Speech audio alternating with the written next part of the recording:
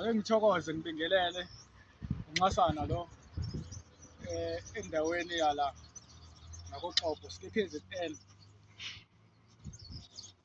Ngithi nje ake ngidlule ngikhe ley'nduku lezi kumuntu mhlampe onenkinga yokuthi umuthi awumsebenzeli noma uphuphindle, unesichitho, uyacindezeleka ebusuku, umuthi awukusebenzeli, mhlampe kade usebenzisa imithi umuthi ungakusebenzeli. La ngiphethe isiqunga sikatikoloshi lesi,